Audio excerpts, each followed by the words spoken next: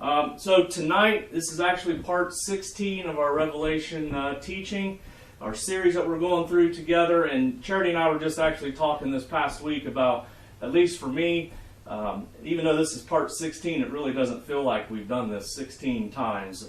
I just feel like we've done this a few times, but God has really begun to reveal Himself as the book of Revelation suggests. This is an uncovering, this is an unveiling. This book is not meant to be a closed book or mysterious or something that we just glance over as another book in the Bible, but this is the revelation of Jesus Christ, so it's vitally important that we study and that we go through and that we really dig into what's being said here, because it relates to the end times. And I believe very strongly in my heart that God is telling us to wake up as a church, as people of Christ, that He is using this time that we are, that the world is literally slowed down almost to a grinding halt for many of us, that God is really imploring us to get back reconnected with Him, so that when things begin to pick back up, that we are prepared, we are ready, and that we are awake, in Christ, and that we are no longer complacent and comfortable with where we were at, but that God has putting in us a desire and a passion to be stronger every day, and that we are lights to this world, because the world needs Jesus in a mighty, mighty way, and we have got to be those people that are the people that are holding our candles, and our light is shining and not hidden under a bush and not hidden under a table, and that we only bring it out when we're surrounded by other Christians on Sundays or Wednesday nights, but that all week, and no matter where we're at, whether we're in our workplace or we're in Walmart or we're walking somewhere else, that people can see the light of Jesus in us. And so tonight, part 16, we have just started into the chapter 6 of Revelation. Last week, we talked about the very first seal that was broken, and we saw this character come in on a white horse with a crown, had a bow but had no arrow. And a lot of people believe that this is Christ coming at this first seal. And I do not believe that. I believe that what you're seeing here is a fake, is an imposter, and as we talked last week, is the Antichrist coming back as a false sense of peace and hope for this world. And so one thing that we have learned throughout all ages is that Satan has ultimately wanted to have the mere copy of what God is doing. God has the Holy Trinity. Satan wants his unholy Trinity. And even though it's the mere opposite as far as values and morals and standards and all of those things, he still wants to mirror what God is doing to create mass level chaos and mass level deception. And so even though we see this rider come in on a white horse, we know that later in Revelation chapter 19:11, we see Jesus come back on the white horse, and He is called faithful and true. And so as we talked last week, Jack Van Impe actually made the statement, the fake starts the tribulation and the Savior ends it. And so I think that's a pretty profound statement of what's happening here. Literally, we have this fake, fraudulent imposter coming in and trying to create peace, trying to show peace, and it's nothing more than a satanic peace. It is not real, it is not true, it is unholy, it's wicked, it's corrupt. And as these seals begin to be broken, we see that this fails. It ultimately begins to crumble and shatter around, and it happens rather quickly. And so as we get into tonight, just remember that peace without Jesus Christ, who is our true Prince of Peace, peace without Him is no peace at all. And no matter how it feels and looks, and on appearance it looks like peace, and on appearance He rides in on this white horse symbolizing purity, He is nothing more than an imposter who wants to imitate what Christ is doing, this Antichrist. And so He will usher in peace. He will bring mass unification and global-wide people getting together and working together that we've never seen before. One world government, one world religion. And I believe, as we say that right there, the one world religion, we've got to remember, I think this is a pretty profound piece here that lets us know that once again, Christians are no longer here, because this world cannot unite on a religious level as long as Christ believers are still here, we are constantly being told that we must change our morals and update our standards, and that it needs to be changed in order to evolve with today's lifestyles and today's viewpoints. And we're constantly being told that we have to be the ones to tolerate. We have to be the ones to compromise what our Bible tells us is abominations and evilness. And two major things that we see that's going on today in the world is abortion, and homosexual activity is rampant. Marriage and wanting to have equalness. And a lot of people confuse the fact that we're against those things because Jesus tells us so in the Bible, that we hate them. And the truth is that just like them, just like us, we have to have a true encounter with Jesus. And so we're praying, and we need to show love and compassion and prayer for people of this nation, and not reject or say evil, nasty things, but we need to be in prayer, and that we stand firm on our morals and our standards, but that we let Christ speak through us, that the words that we are saying are appropriate and what Christ would want us to say. And so we need to always be ready to speak, and if we're not working in our prayer life to ask God to prepare us and keep us ready for whatever time may come, we don't know what tomorrow may bring. We're not guaranteed tomorrow. We don't know who we're going to run into tomorrow or the question they have. We need to be prepared. How do you be prepared? You need to be in prayer. Simply put, we need to be in prayer. We need to be studying the Word of God. We need to be reading our Bibles so that we are prepared to speak when God calls upon us to speak. And so tonight, as we jump in, we're going to get through a few of these seals tonight. And I think what you're going to see, the first seal comes in and it seems pretty safe. It seems, not what you'd expect a tribulation period to begin as, but it is a mass deceptive peace. But as each one of these seals begins to get broken, these next few seals, we see the intensity increase every single time. And so if we start out in Revelation chapter 6, verses 3 and 4, we see this. When he opened the second seal, I heard the second living creature saying, "Come and see." Another horse, fiery red, went out, and it was granted to the one who sat on it to take peace from the earth, and that people should kill one another. And there was given to him a great sword. And so the first rider that we come in to play in the first seal, we see that he comes in carrying a bow, but he has no arrow. And so he's not coming to make war, but to unite through diplomacy, even though it's fake and satanic. The second rider comes in, and he is all about war. He is about wiping out that peace and about knocking out the fake peace that is there. And so, I've heard this many times, and I remember my parents talking about this as I was growing up as well, when they used to teach the teen class at over on Nicholas Drive. And they said that, they had kids that would come to them, in Lancaster, Church of God. But they would have kids come to them and tell them, teens in their class, that would say, listen, the first 3.5 years of the tribulation is supposed to be peaceful. And so our plan is that if this rapture thing is really true, and that the Christians are actually raptured out, well, we've got 3.5 years to get things right. So I'll just wait until the rapture takes place, if such a thing really exists and really happens. Then I've got 3.5 years to get things right with God. And so I've got this plan that I'm going to begin to stockpile. I've got, we see these things out on TV about people living off grid and building underground shelters and things that for global crisis.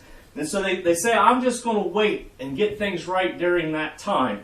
And I think if we sit there and we say that we've got 3.5 years, we're not guaranteed that. We don't know that for sure. We know that it says that in the mid-period of that tribulation, that, with what's coming, but it doesn't tell us that it's going to be 3.5 years of full peace and prosperity. And so I think something that we need to realize is that, first of all, we better wake up. We need to be ready that we're not here when this thing takes place, but that we need to understand that this 3.5 years may not actually be full peace. And so, what do you mean by that? Well, I'm telling you that many Bible scholars believe that during the first 3.5 years, the Antichrist will be fully revealed for who he is.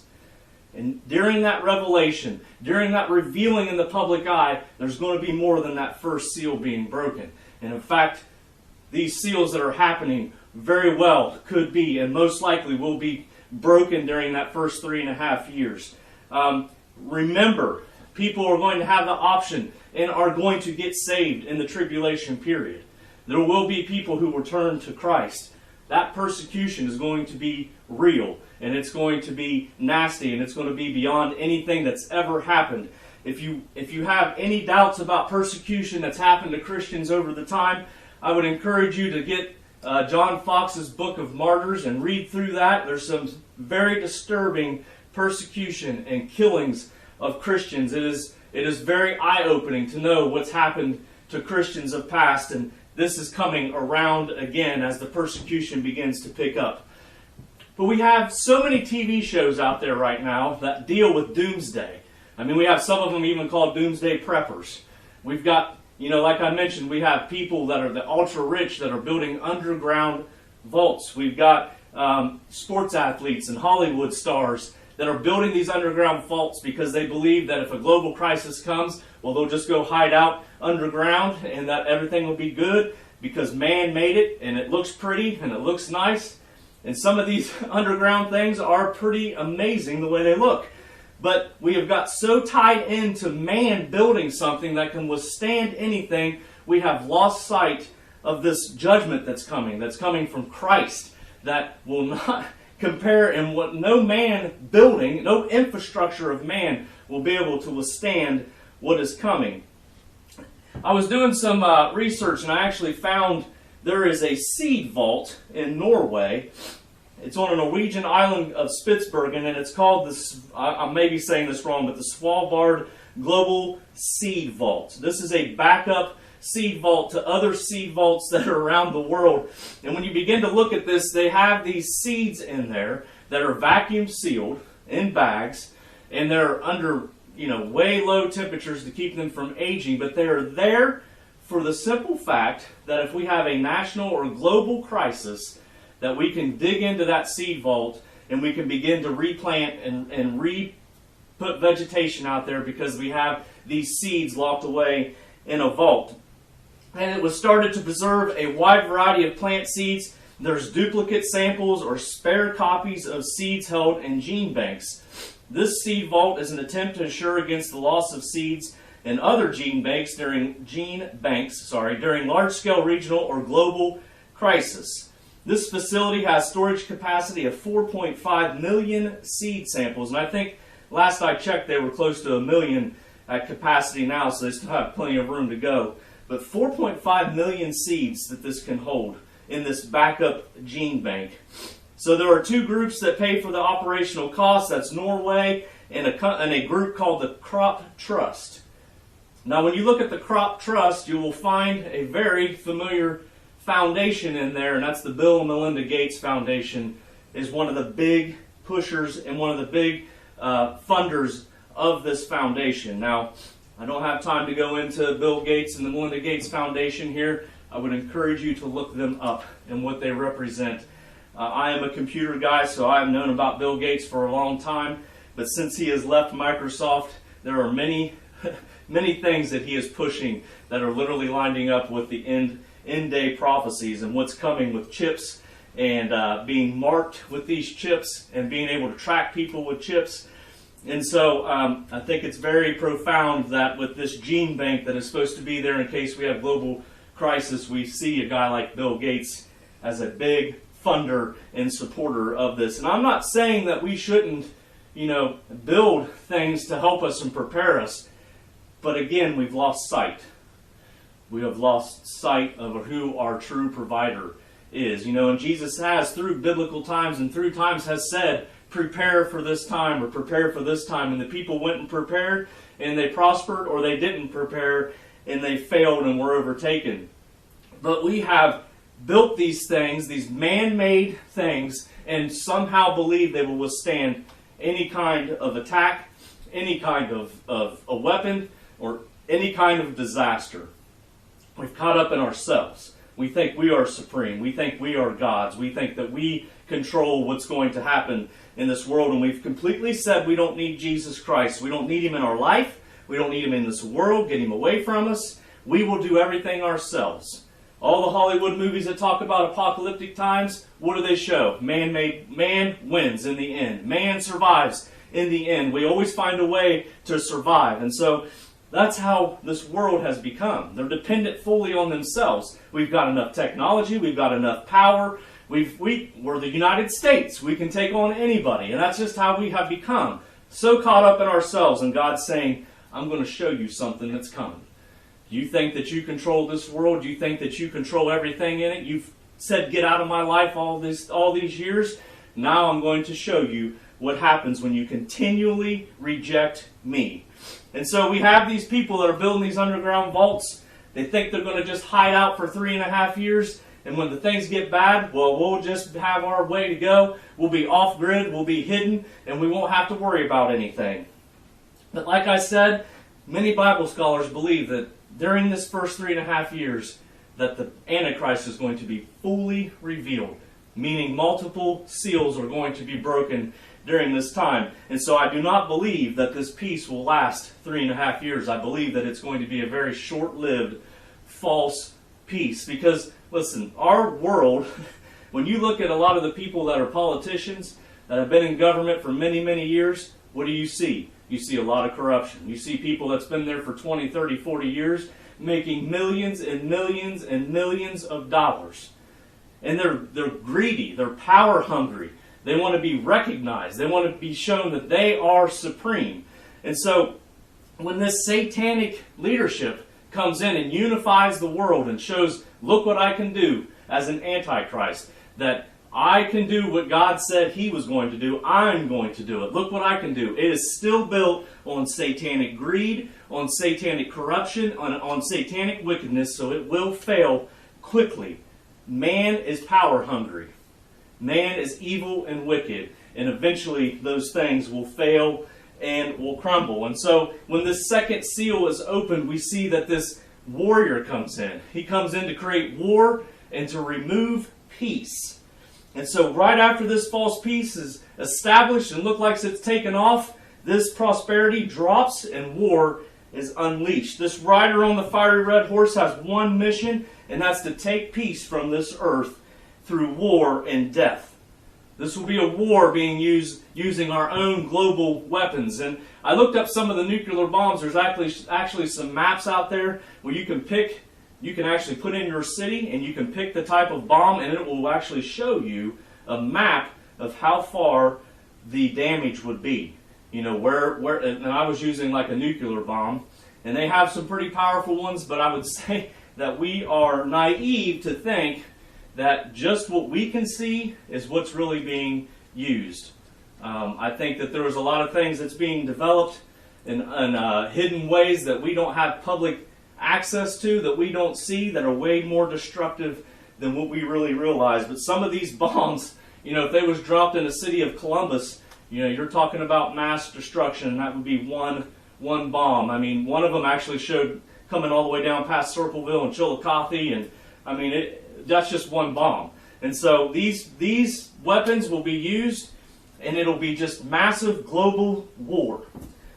Some people actually believe that this army will come from Russia, right to the north of Israel, to attack Israel. If we look at Ezekiel 38, 15, and 16, it says this: Then you will come from your place out of the far north, you and many peoples with you, all of them riding on horses, a great company and a mighty army. You will come up against my people Israel like a cloud to cover the land. It will be in the latter days that I will bring you against my land, so that the nations may know me, when I am hallowed in you, O Gog, before their eyes. And so many people kind of believe that this Red Russia, if you will say, will come down to invade Israel and bring in war and break the peace. And as a follow-up to that, a lot of people also, if you look into people who believe that the Antichrist may actually even be Jewish in descent, because when he comes in, he's going to unify the world. He's going to bring, and it's going to be fake peace, but he's going to bring that persona in. And what are the Jewish people looking for? They're looking for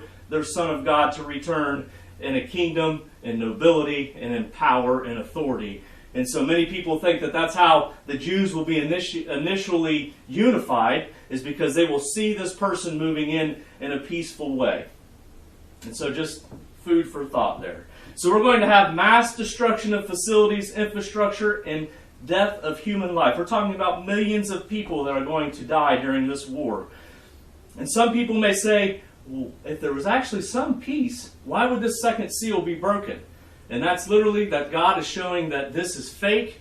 And why would we allow peace? Why is He going to allow peace to continue when that would just literally take people straight to hell if they're following a worthless peace? And so God is showing, I'm exposing what this peace really is right off the bat. It is fake, and it is immoral, and it is wicked. It is a fraud. And when this peace program fails, the world will be plunged into war, and it doesn't stop there. As we continue in Revelation chapter 6, verses 5 and 6, we see this. When He opened the third seal, I heard the third living creature say, "Come and see." And so I looked, and behold, a black horse, and he who sat on it had a pair of scales in his hand. And I heard a voice in the midst of the four living creatures saying, "A quart of wheat for a denarius, and 3 quarts of barley for a denarius, but do not harm the oil and the wine." Again, I will make this statement. Peace without Jesus, who is our Prince of Peace, who is the true peace, is no peace at all. This type of peace leads straight to war because it fails. It is corrupted and evil. It causes war to ensue. War destroys crops. It destroys farmland. It destroys infrastructure. History has shown us that after major wars, that some of these nations, specifically where the war was actually being fought, that the aftermath of the war was even greater in casualty than the war itself. Food will be confiscated. It will be hoarded by the wicked. It's going to leave food shortages, despair, and poverty on a global scale. And I think about literally what's happening right now. Now, compared to this, it's small scale, but we need to remember what happened specifically at the beginning of this pandemic. We had people that were going out and buying up supplies, toilet paper and hand sanitizer, and we chuckle about those things sometimes, but we need to be reminded of that. What happened? Greed and power drove them to go and buy up all that stuff for what? The sole purpose of reselling that product for a much higher and ridiculous price. And so when this global war is going on and things are being demolished and food is being shortened because it's a global war, you're going to see the same thing happen. So food is going to be sold, and it's going to be, these scales are significant because food's going to be weighed on those scales and sold for ridiculous high prices for very little amount. The color of this horse is black, which symbolizes grief and mourning. The rider holds a pair of scales, and what does that show us? Economic disaster and famine. If we look at the word denarius, what was that? Well, in Bible days, that was a day's worth of wage for a skilled worker during Bible days. So here we have a person that will be able to buy, after working a full day, they'll be able to buy a quart of wheat. And I just want to tell you that a quart of wheat is enough to sustain you. It is not enough to give you strength to continue day after day after day. And so what else do we have? 3 quarts of barley for a denarius. Many people are going to have families and children that are going to need to be fed during this time. Anybody that knows anything about barley grain knows that this is used in farmland for animals on farms, majority. Cattle, sheep, goats, pigs, and horses. And so the next time you go and fill up your dog's bowl with dog food, I want you to think about that as being a source of nutrition for you and your family, because this is what's coming. A quart of wheat for a denarius, 3 quarts of barley grain for a denarius. You're going to work a day just to get enough food to survive to the next day. And then we see that oil and wine will be there. This will be most likely a luxurious and very precious commodity to have. And so my guess here is that the rich and powerful will have access to this. I could be wrong there, but that's just kind of how I believe, that the rich and powerful will have access to that precious commodity. You're literally going to have ultra rich, powerful, and in control, everyone else is living in poverty. And so I just, you think about that on scales today, and that sounds a lot like communism today. This world's going to be in utter chaos and utter panic. And so if you're working for a day to get food to survive to the next day, something to think about: what are you going to do with your clothes? What are you going to do with house payments? What are you going to do with car payments? How are you going to get to and fro with gas? How are you going to do all these things? And we wonder why. How would people be so deceived to line up to get the mark of the beast? Here it is happening. The groundwork is being laid right here. This is why people will line up to get that mark, because your money is going to be worthless. What you're doing is going to be worthless, because how can you survive on that little bit of food? How can you pay a medical bill if you have a loved one that is sick and dying? How will you pay for that when literally the only thing you can do is buy enough food to sustain you day to day? John 6:35 says this, "And Jesus said to them, I am the bread of life. He who comes to me shall never hunger, and he who believes in me shall never thirst." Through this seal, Jesus once again shows the Antichrist to be a fake and a fraud. This will be proven when his food programs and resources turn into famine and rationing. Gold and silver becomes meaningless. Ezekiel 7:19 says this, "They will throw their silver into the streets, and their gold will be like refuse. Their silver and their gold will not be able to deliver them in the day of the wrath of the Lord. They will not satisfy their souls, nor fill their stomachs, because it became their stumbling block of iniquity." Everything that we hold, that we believe is precious and will get us through no matter what, becomes worthless during these times. Going into the fourth seal, Revelation 6:7-8. "When he opened the fourth seal, I heard the voice of the fourth living creature saying, 'Come and see.' So I looked, and behold, a pale horse. And the name of him who sat on it was Death, and Hades followed with him. And power was given to them over a fourth of the earth to kill with the sword, with hunger, with death, and by the beast of the earth." Remember when I said when we first started how these seals were going to intensify in each breaking. Many times you will hear that these first four riders in Revelation here are considered to be called the four horsemen of the apocalypse. And each one that is opened and broken the seal, each one intensifies in destruction and chaos. False peace turns to war. War then turns to economic collapse and famine, and that turns to widespread death. 2 Timothy 3:1 says, "But know this, that in the last days perilous times will come." Staying in 2 Timothy chapter 3, but moving down to verse 13, "But evil men and impostors will grow worse and worse, deceiving and being deceived." In the Greek translation, the word pale means chloros, meaning a pale green like chlorophyll.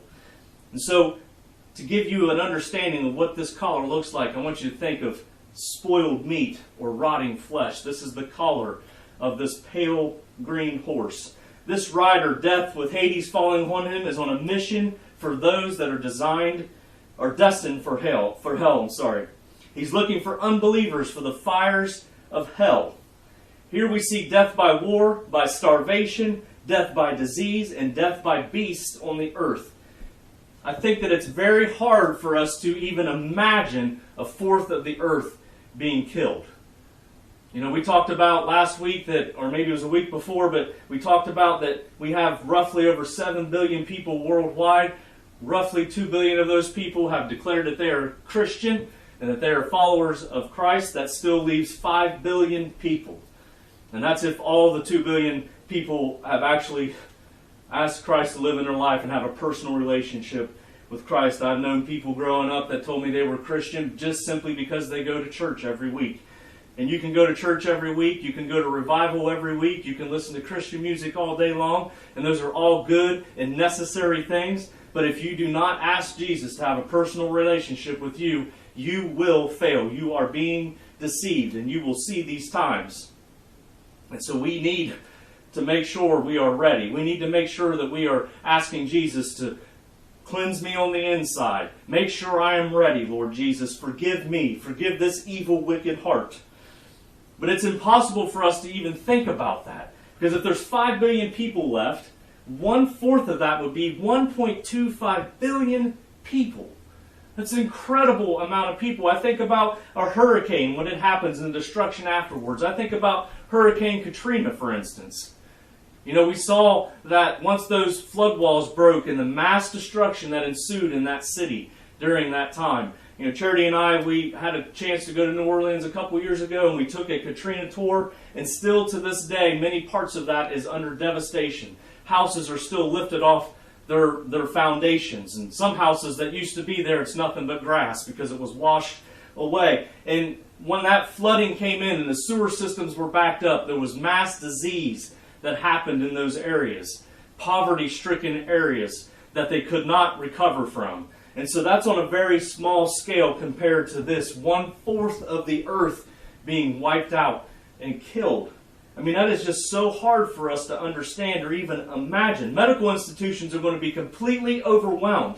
People are going to be fleeing, trying to find a safe haven, potentially carrying disease with them. Think about 9/11, you know, and everything that happened, and the people that came in mass groves to help out with the dust that was in the air, with the things that were floating in the air, with the buildings coming down and the items that they were made of, all that stuff being floating in the air. And many of those people today are dealing with respiratory problems because they were out there in that. And so these are just, compared to this, these are small scale things. 1/4 of the earth, I just can't, that is hard for us to imagine. I just want you to imagine 1/4 of the earth being killed off. What that would bring health-wise, disease-wise. It's just, it's very difficult and pretty much impossible for us to wrap our minds around over 1 billion people dying. We don't know for sure how these are going to happen, whether it be a plague or a bioterrorist attack. You know, one UN report actually says this: the Al-Qaeda terror network is designed to use chemical and biological weapons and is restrained only by the technical difficulties of doing so. Not that they don't know how to do it or that they don't have the disease or these weapons that are going to cause mass destruction, but how do we get it out into a mass populated area? That's what they're working on. It's there. They have the things that can kill us and kill a lot of people. It's how do we do it. So it could be through a lot of different things. Oftentimes we think of beasts as being large animals. We think of lions and tigers and bears, and we think about things like that when we hear a beast, an animal as a beast. But I want us to think about two things here: the rat and the mosquito. Those are two small animals that we neglect nowadays and don't really think about. These are two animals, or two things that can cause some massive destruction. Mosquitoes are known to carry disease across great many areas and bring in some pretty nasty diseases. The rat is a pretty impressive little thing. It survives in chaos and disorder. When chaos and disorder happens, it thrives during those times.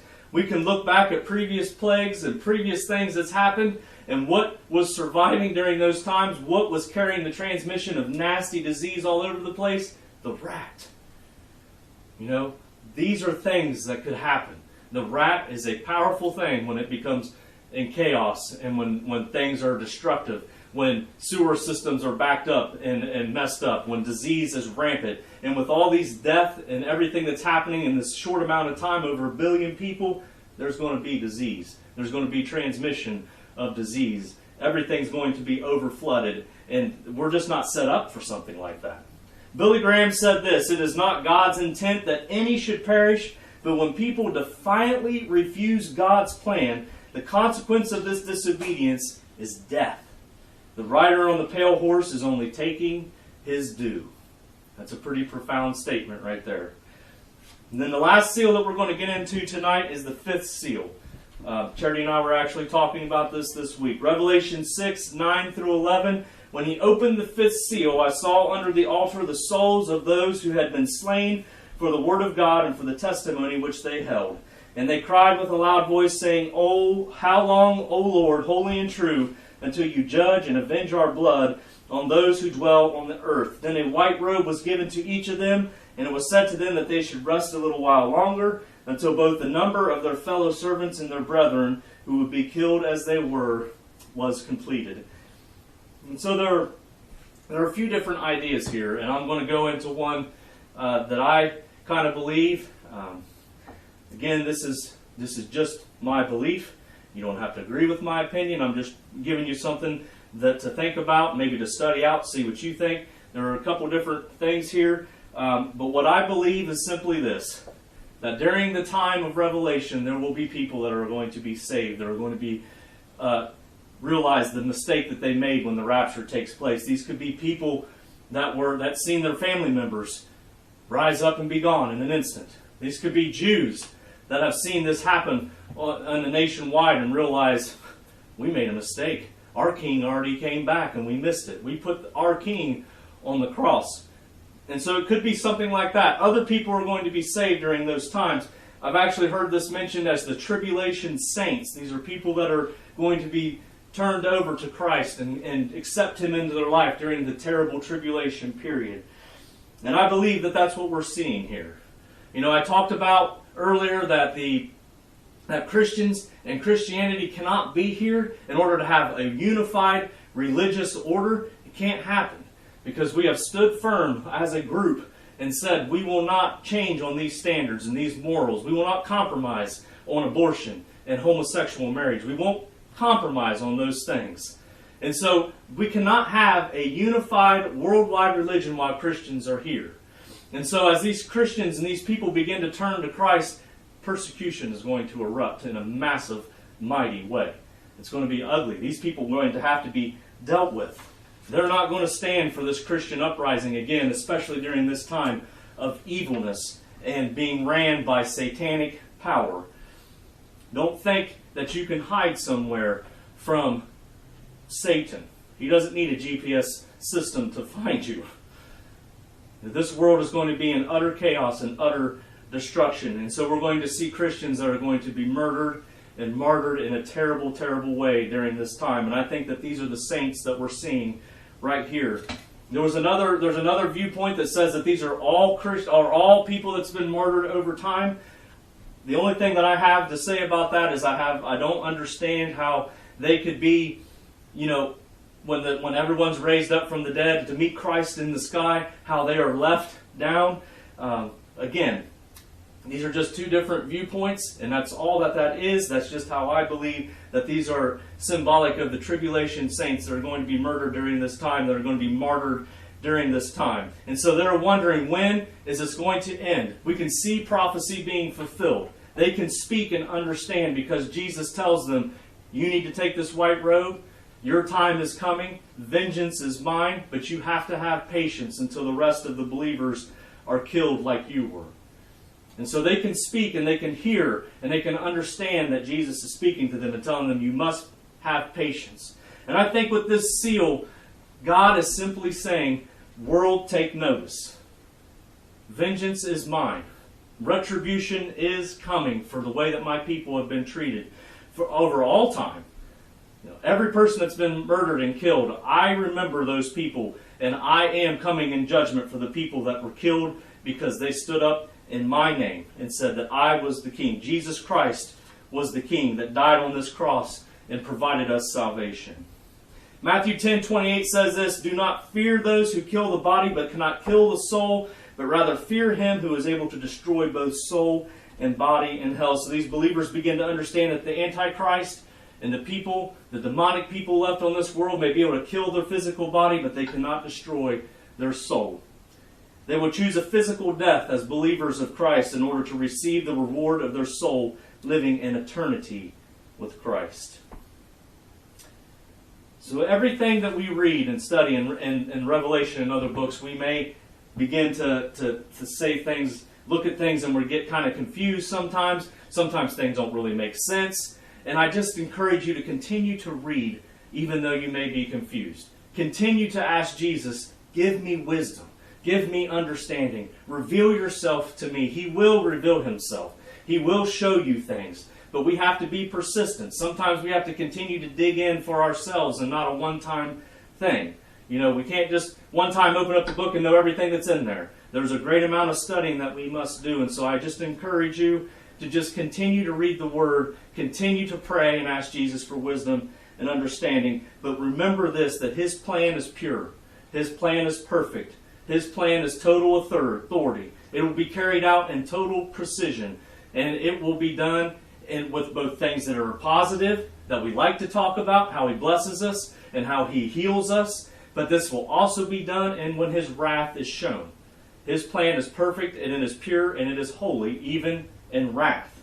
So God is a God of wrath to those who openly and continually reject Him.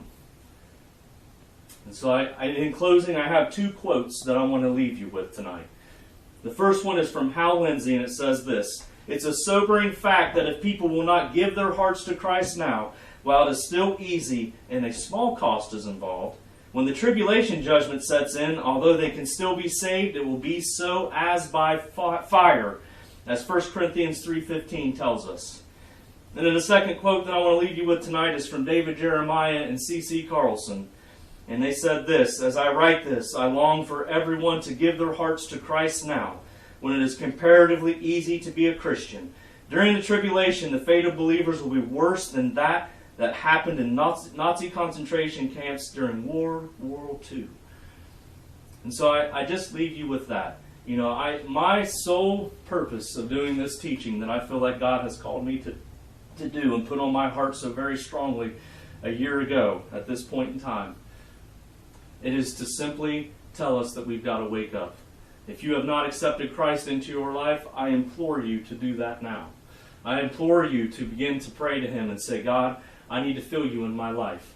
I need voids to be filled in my life." If you are a Christian believer, I implore you to get down on your knees and pray that God has looked and searched your soul, that there's nothing that would be blocking you or stopping you, that we as Christians are not complacent, that we don't get lazy, that we don't get caught up and go to sleep.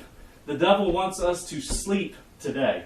He wants us to be asleep at the wheel. He doesn't want us to be out teaching people. He doesn't want us to be a light to show to other people that when they walk past us, they can feel Jesus Christ in us. He doesn't want that. And so he's lulling us to sleep, telling us we have time.